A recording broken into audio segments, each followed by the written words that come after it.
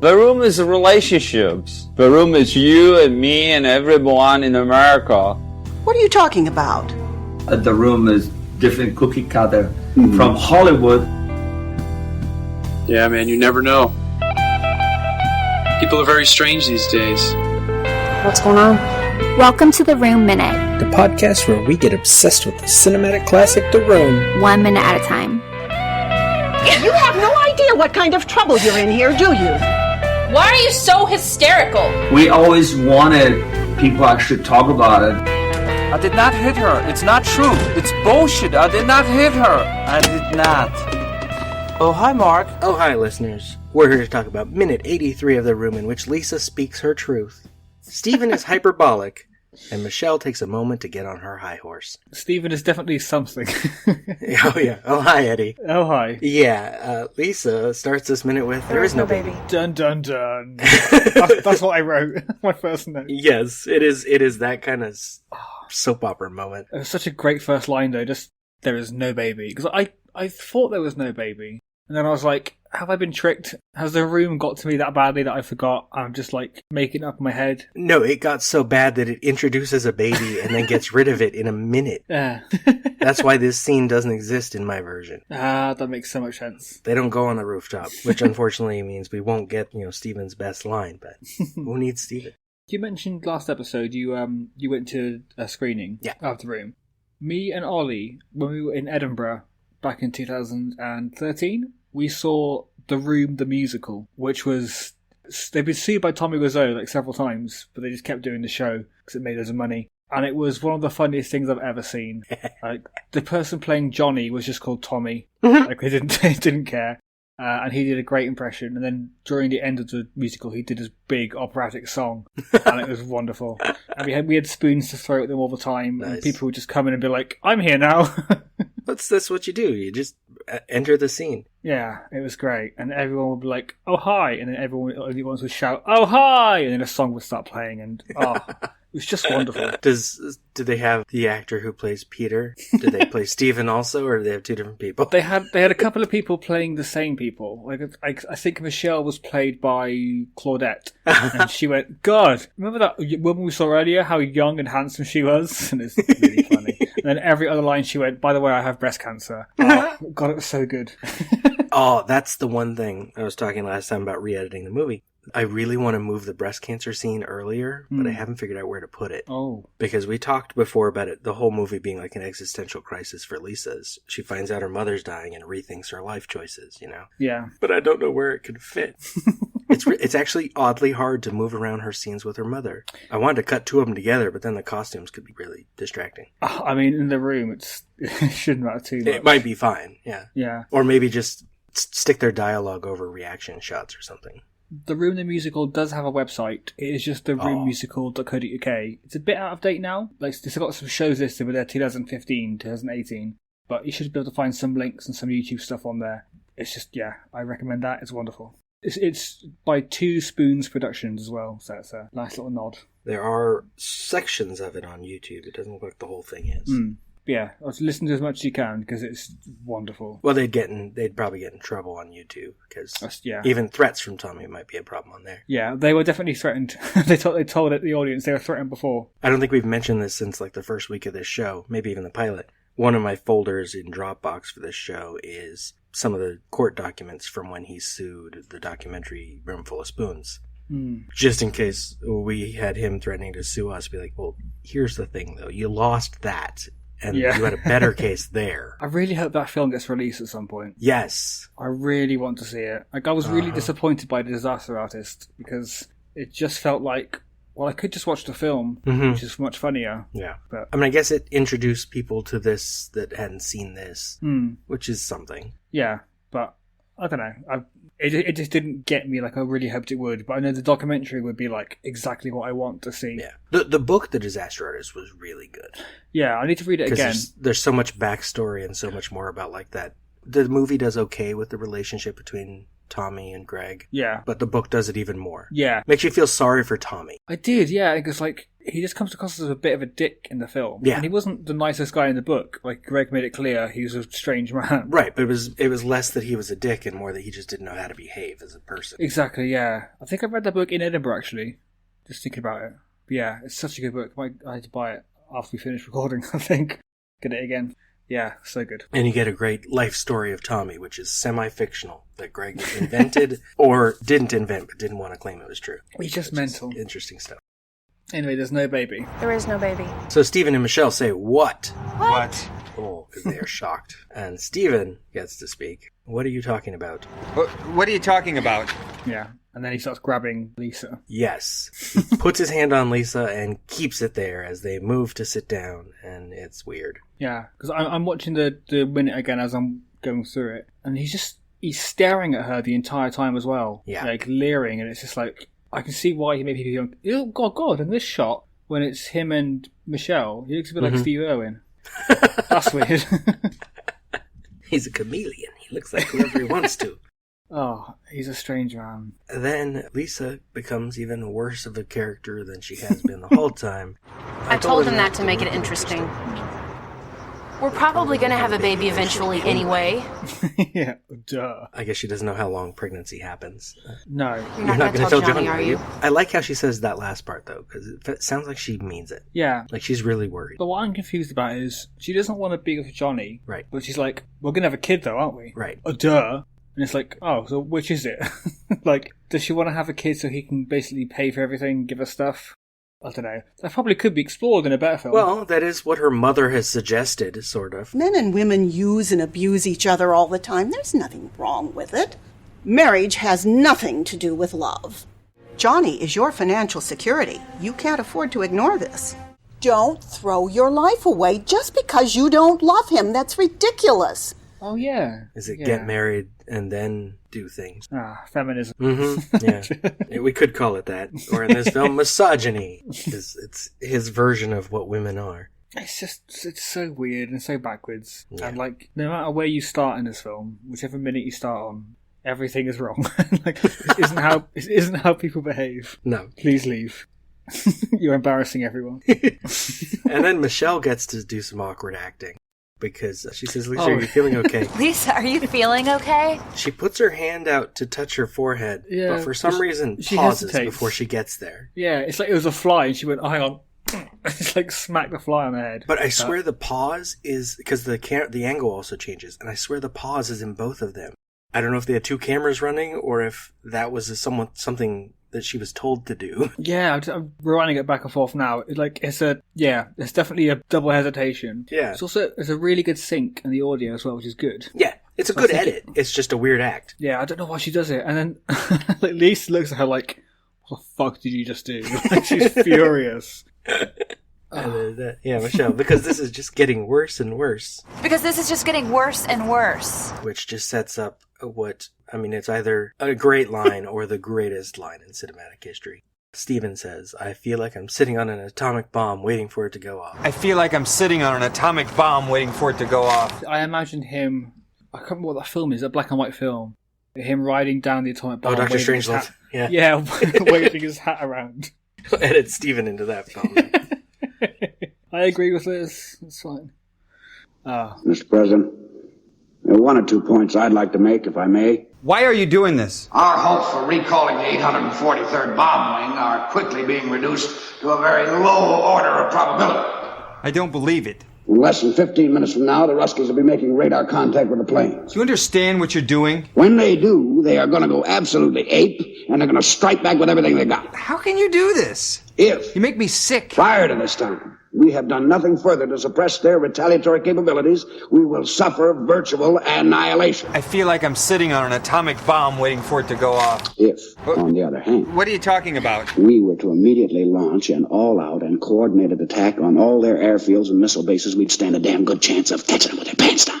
I agree with that. And then you can just see the disdain in Robin Paris's face when she realizes again how bad a movie she took a part in when she says, "Me too." Me too. Me too. Yeah. Oh. Maybe even better, she adds, "There's no simple solution to this." There's no simple solution to this. There is. Yeah, break up with Johnny. We've talked about many of them throughout this show. Lisa could say, "Hey, I don't love you. Let's not get married." Or, "I'm sleeping with your best friend." You know, it's easy. Yeah, it's almost like none of this had to happen. Yes. Like, you know. Exactly. Oh, it's so bad. I think that's the most frustrating thing. Well, say it's not the most. It's one of the most frustrating things. Is this film is terrible, and when you pick it apart for a critical sense, just like these characters must be so stupid or spineless that they can't just be like, you know what, I'm just gonna break up with him because I don't love him. Yeah. Sort it out. He'll be sad for a bit, but of course he will, and then we'll just move on. No. Nope. No. Let's play football. Yeah. So. Early on, we're like, you know, the plot for this movie is kind of a generic plot you'd get in lots of movies. It's just done poorly. At this point, it's just, now they're just adding details to make it weird. Yeah. And diverting away from that even more. You know, Johnny was going to be a vampire, wasn't he? Or Tommy was going to be a vampire. At one point, that was a possibility, and there was also a flying car. Yeah. For some reason, the flying car I forgot about, but the vampire stuck with me. Yeah. But... I remember the flying car because we had a copy of the script that turned out to be pretty fake, but it had a great version of that car scene written into it. Oh, wow. It's got, like, in this shot outside of Lisa, there's, like, candles everywhere, which seems weird for a birthday party, but if he's a vampire, it makes more sense. Yeah. I want to know when the vampire was dropped. Or did he just keep trying to put it in? They're like, yeah, we'll put vampire in, it's fine, just cut it out, cut it out, cut it out. I'm not sure if it was ever written in since, you know, there was never really a full script for the movie. Of course there wasn't. No. I'll be sensible. There was some complete version that was very short that he showed to Greg at one point. We know that. Yes. They showed that in Disaster Artist where he reads something. But once they were making a movie, it was like 3 pages at a time. Oh, bloody hell. That's the best way to make a film. And he would invent new scenes on the fly. After they dismantled the rooftop set, he decided they wanted to film the Chris R scene up on the roof, so they had to rebuild the rooftop set. I do remember that, yeah. And he made the outside shot in the alleyway exactly the same as it was outside. Yeah. And it's just like, no, we could just film outside. Uh-huh. Please. Ugh. Yeah, the brick wall where Burns and Sawyer used to be. Yep, it's that alley. I'm surprised less people left. Well, behind the scenes, I mean, they lost 2 directors of photography. They lost the guy who was supposed to play, Tommy got rid of the guy who was supposed to play Mark because he didn't like him. And because of that, they lost the person who was going to play Lisa. So then Juliet stepped in to be Lisa, and they got Robin Paris to play Michelle, and it was the whole thing. But they lost 2 actors plus Peter, but they knew that one.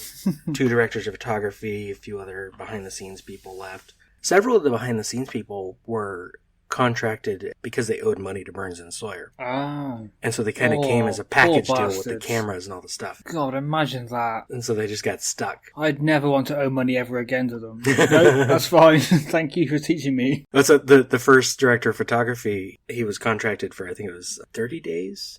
And that last day of his, he's like, yeah, I'm gone tomorrow. Oh. I'm not sticking around. And he just left. I don't blame him. Like, I, if it was me as an actor there, I'd be every day waking up going, tomorrow I'm going to turn up to the set and no one's going to be there. They're just going to go, no, it's not worth it. Maybe that was everyone's thought, but then they all kept just showing up to find out who left and no one would. He must have been doing something to keep them there. Like, it's just bizarre. I'm not even sure they got paid well. I mean, they were getting paid.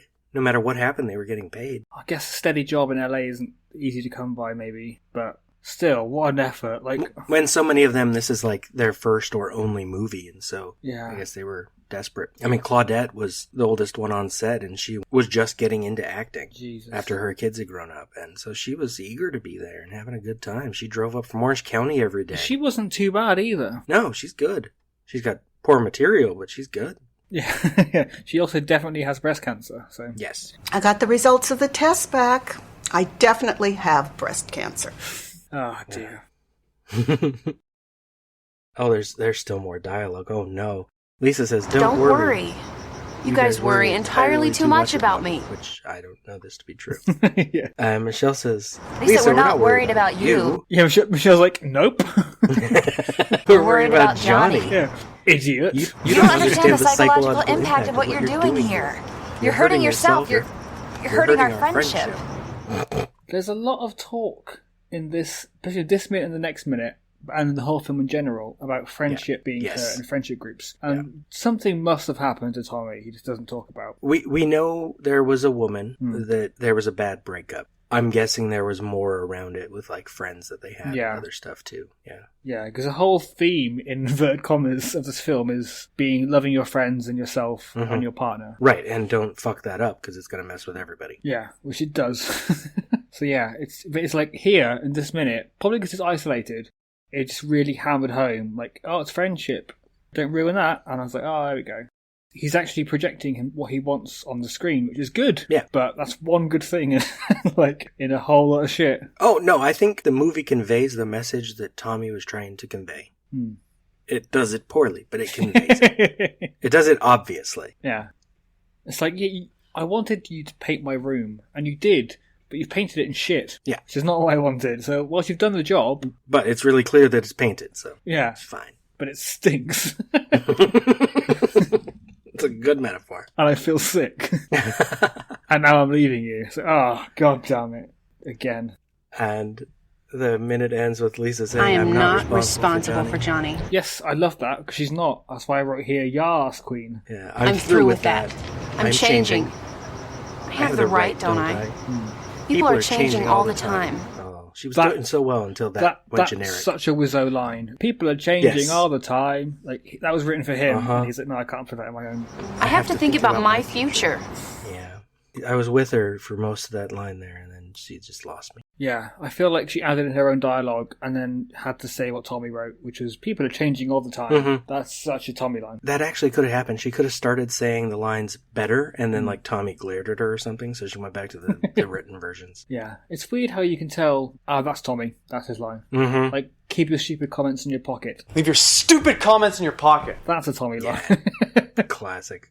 Like, Steven Spielberg didn't write that. That's up there with the atomic bomb line for making the running for greatest lines. Yeah. Oh, so good. I feel like I'm sitting on an atomic bomb waiting for it to go off. Now, notes from a midnight screening. Notes from a midnight screening.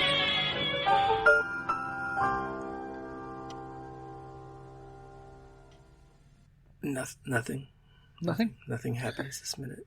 Everyone just kind of settles in and is confused, and this is towards. I think they have feelings about their friendships, and they're getting inside their heads. Really, I think this is like the very, very beginning bits of the final. Oh, here we go! Moments of the film. Well, yeah. If they'd edited it a little better, there's this shot where we see Tommy walking around San Francisco this last night.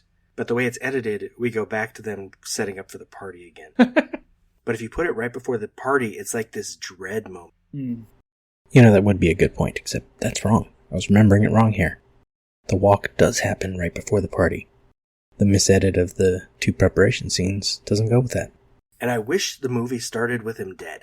Oh, yeah. So that we'd know this is the week he's going to die. It needs like that American Beauty kind of voiceover where like it's 1 week until he dies. Something I forgot to do in my edit of the film, and I almost want to do a whole other edit. Because that countdown would be great.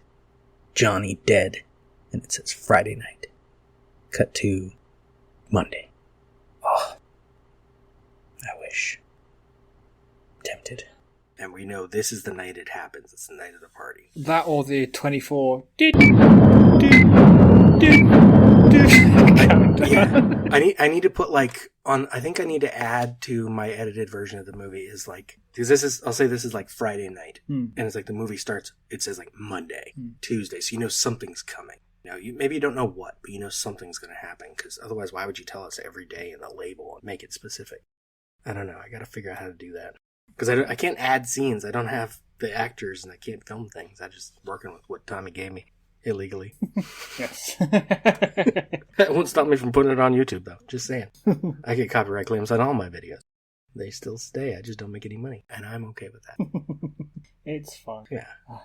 As long as people can see this movie in some form, that's what Tommy wanted, surely. Yeah, he did. Yeah, it was the greatest thing he ever did. That's a shame. You could have let that sink in before you said it's a shame. I really couldn't. I was just like, God. I'll edit the pause so it's longer. Yeah. Oh dear. It's not good, is it? I just sat for a second and thought about it. I was like, oh, God, this film sucks. Yeah. Oh, well.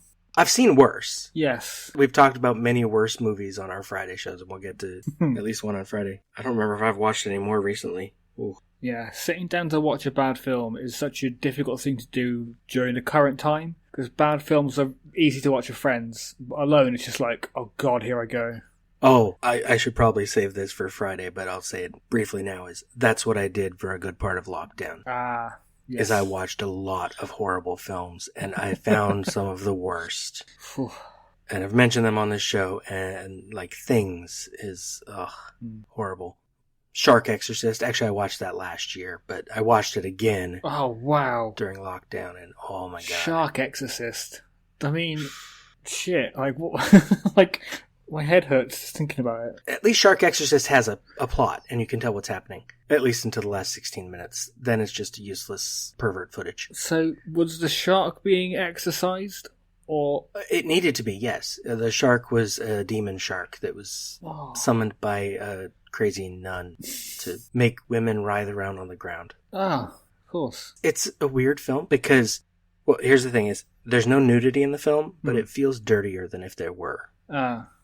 It's that kind of thing. Like, the director had a fetish for women writhing around on the ground and sometimes vomiting. Oh, yes. And you can tell by the way he shoots it. Yeah. There's a shot in episode we just recorded for Friends on Sitcand, where it's just Julia Roberts guest starring. Yeah. She's barefoot in the shot, and the camera's like zooming in on her feet, and it's like, oh, there we go. There's Wiki Feet exploding. Did Tarantino direct the episode? I think he did. We made a joke that Wiki Feet was born this day. It's like, yeah. Speaking of Sitcand, where can the listeners hear more from you? Yes, I host a comedy podcast with Ollie Ryder and Amy Bashforth called Sitcand, where we review sitcoms episode by episode. We are available on SoundCloud, Spotify, TuneIn, Stitcher Radio, and Apple Podcasts. And you can like us on Facebook, Instagram, and Twitter. So there's nothing wrong when people make fun of the project, in this case, The Room. The Room Minute is a production of Lemming Drops Studio. You can find more content at lemmingdrops.com. Follow The Room Minute on all the obvious social media. If you've got any stupid comments after the show, you can leave them in your pocket on Facebook. If you like what you hear, throw us a rating and a review on your podcatcher of choice. Thank you for listening, and remember, if a lot of people loved each other, the world would be a better place to live. Leave us!